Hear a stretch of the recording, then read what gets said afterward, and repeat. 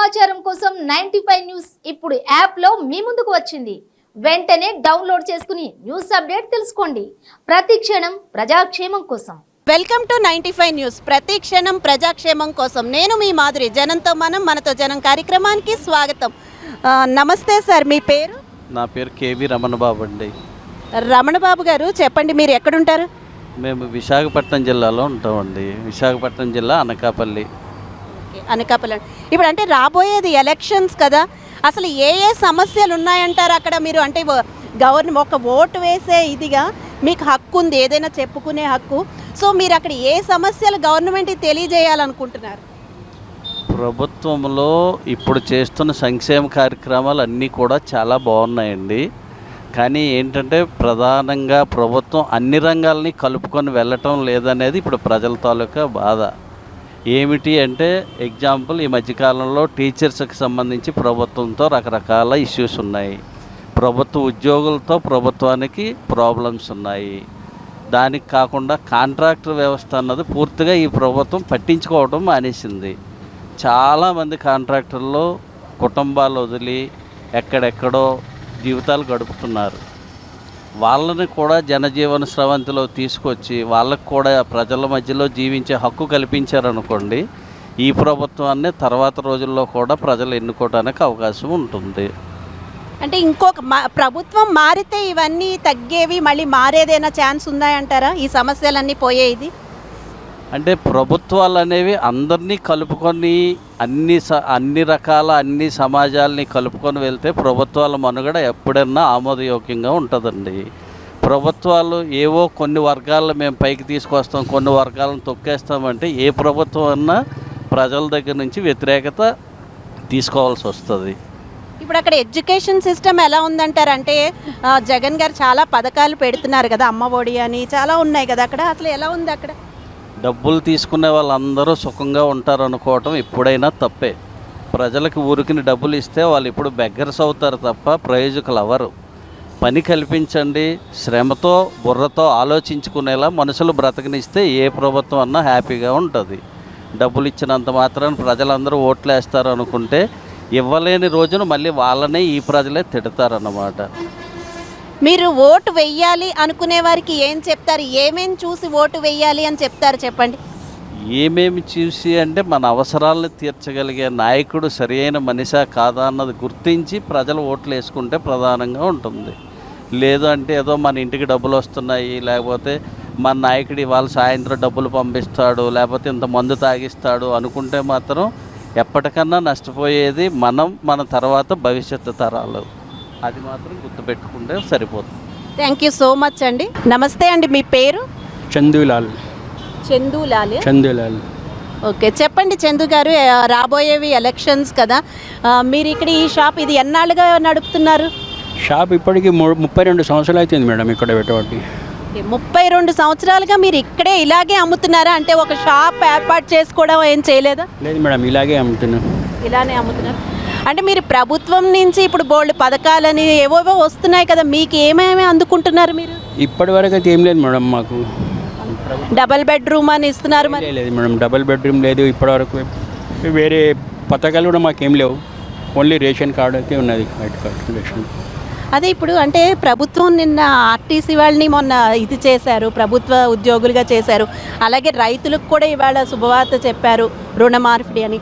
So అలాంటిది ఏదైనా మీకు కూడా కావాల్సినవి ఏమైనా ఉన్నాయా, అడగాలనుకుంటున్నవి ప్రభుత్వాన్ని? ఎందుకంటే రాబోయే ఎలక్షన్స్ ఏ ప్రభుత్వం వచ్చినా సరే మీకు ఏం కావాలనుకుంటున్నారో చెప్పండి. మాకైతే బ్యాంక్ లోన్ దొరికితే బెటర్ మేడం. ఏమన్నా చిన్న వేరే ఏం లేదు. రైతులమైతే మాకు పొలం అయితే లేదు, ఖాళీ బిజినెస్ చేసే వాళ్ళకి ఏమైనా లోన్ దొరికితే బెటర్ అని ఆలోచిస్తాం. మరి కేసీఆర్ గారు చాలా పథకాలు పెడుతున్నారు కదా, మీకు ఎన్ని ఇయర్స్ అంటే పెన్షన్ అవి కూడా ఉంటాయి కదా, అవి ఏమన్నా మీరు అప్లై చేసుకున్నారా?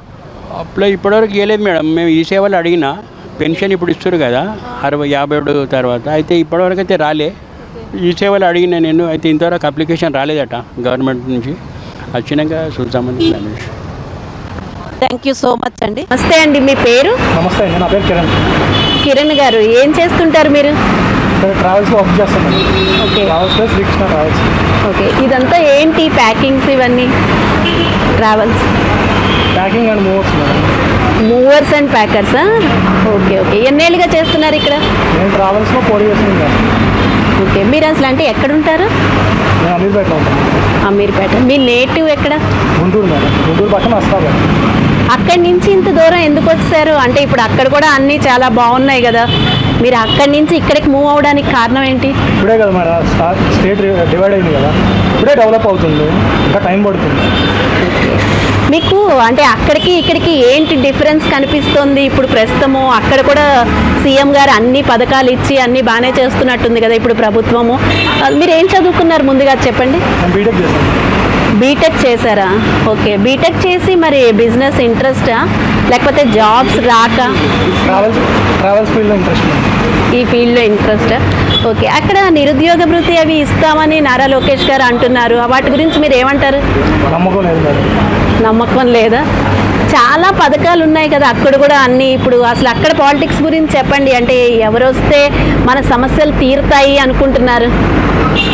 ఎవరు వచ్చినా మనం డ్యూటీ మనం చేసుకోవాలి, మన పని మనం చేసుకోవాలి. బెటర్ అంటే జగన్ బెస్ట్ ఇప్పుడున్న వాటికి. ఇక్కడ అడిగితే ఏం చెప్తారు? ఇక్కడైతే కేసీఆర్ బెటర్ ఉంటారు. ఓకే.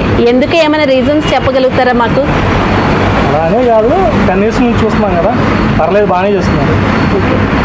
ఇప్పుడు నిరుద్యోగ భృతి అవి మీకంటే అందుకు నమ్మకం కుదరట్లేదు అంటారు, ఇస్తాము అని వాళ్ళు హామీ ఇస్తుంటే. అంతకుముందు చంద్రబాబు నాయుడు కూడా అంతే చెప్పాడు కదా మేడం, చేయలేదు కదా. ఓకే.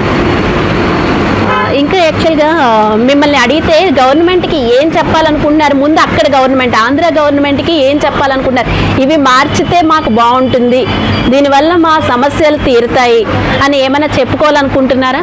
ఏదైనా త్వరగా రాజధాని అనేది తయారు చేస్తే మంచిది యూత్ అనేది. ఓకే. అలాగే ఇక్కడ ప్రభుత్వం ఇక్కడ కూడా ఉంటున్నారు కాబట్టి ఇక్కడ ప్రభుత్వానికి ఏం చెప్పాలనుకుంటున్నారు? కొన్ని విషయాల్లో బాగా స్ట్రిక్ట్గా ఉంటున్నారు మేడం. కొన్ని కేసీఆర్ గారు కొన్ని చూసి ఉన్నట్టు ఉన్నారు. మీకు అక్కడ పాలన బాగుందా ఇక్కడ పాలన బాగుందా? అంటే ఇక్కడ ప్రభుత్వమే బాగుంది మేడం.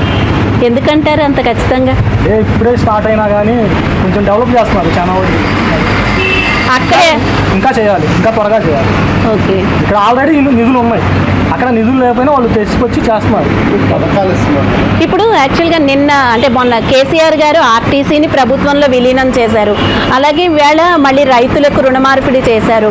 సో ఇలాంటివన్నీ చేస్తున్నారు కదా, మీరు కూడా ఏదైనా అడగాలనుకుంటున్నారా ఇది కూడా చేస్తే బాగుండు అని ప్రభుత్వాన్ని? ఇక్కడ నిరుద్యోగులకు కూడా కొంచెం వృత్తి ఇస్తే బాగుంటుంది. నిరుద్యోగులు ఇక్కడ కూడా ఇస్తామని అంటున్నారు కదా, అదే ఇస్తే బాగుంటుందని నేను అనుకుంటున్నాను. ఓకే. మీరు అక్కడ వారిగా ఆంధ్ర వారిగా చెప్పండి, అక్కడ ప్రభుత్వం మీకు ఏం కావాలి చివరిగా చెప్పేయండి ఒక్కసారి. రాజధాని అనేది త్వరగా తయారైతే మంచిదని నేను ఆలోచన. ఇప్పుడు అక్కడి నుంచి నిరుద్యోగులంతా ఇక్కడికి వచ్చి ఒక నమ్మకంతో వస్తున్నారు, అంటే ఇక్కడికి వస్తే ఎలాగైనా బ్రతకగలము అని, ఏ కంపెనీలో అయినా జాయిన్ అవ్వచ్చు వస్తుంది అని. అలా ఎందుకు జరుగుతుందంటారు? అక్కడ కంపెనీలు ఇంకా కొన్ని వస్తే బాగుంటుంది అని ఏమైనా అనుకుంటున్నారా? ఇంకా రావాలి మేడం, అక్కడ కంపెనీస్ ఇంకా ఇంకా త్వరగా రావాలి. ఓకే. అది ఇక్కడైతే ఆల్రెడీ డెవలప్ అయ్యి ఉంది కాబట్టి కంపెనీస్ ఉన్నాయి, త్వరగా జాబ్స్ వస్తాయి. అక్కడ ఇంకా డెవలప్ అవ్వలేదు కాబట్టి ఇంకా జాబ్స్ త్వరగా లేదు, అది ఎక్కువ. శాలరీస్ కూడా అక్కడికి ఇక్కడికి డిఫరెన్స్ ఉంది. అక్కడ శాలరీస్ తక్కువ ఉంటాయి ఆంధ్రాలో ఇప్పుడే కాబట్టి, ఇక్కడ శాలరీస్ కొంచెం ఎక్కువ ఉంటాయి. అంటే ఇక్కడ శాలరీస్ ఎక్కువ ఉన్నాయి, ఇక్కడ కొంచెం ఖర్చులు కూడా ఎక్కువే ఉంటాయి కదా అక్కడ మీద, అలా ఏం లేదా? ఇప్పుడు అలానే ఉండదు మేడం, అంటే దానికి దీనికి 5,000 డిఫరెన్స్ ఉంటుంది అంతే, అంతకంటే ఎక్కువే ఉండదు. ఓకే. అక్కడ సొంత ఇల్లు ఉంటుంది ఊర్లో ఉంటే, ఇక్కడంటే రూమ్ రెంట్లు అవన్నీ ఉంటాయి అంతే. మీరు అంటే ఇప్పుడున్న ప్రభుత్వం నుంచి ఏమేమి అందుకుంటున్నారు? వాళ్ళు చాలా ఇస్తున్నారు కదా అక్కడ కూడా, మీరు ఏమైనా అందుకున్నారా? చదువుకునేటప్పుడు అమ్మఒడి అని ఇంకా చాలా పథకాలు వస్తున్నాయి కదా, మీరు ఏమైనా అందుకున్నారా అసలు? అంటే అమ్మఒడి ఇప్పుడు అందరికి ఇస్తున్నారు మేడం, 90% మ్యాక్సిమం అందరికి ఇస్తున్నారు. ఓకే. మా ఇంట్లో అయితే పెన్షన్ వస్తుంది, మా నాయన పెన్షన్ అందుకుంటున్నారు అనమాట. Okay. Thank you so much అండి.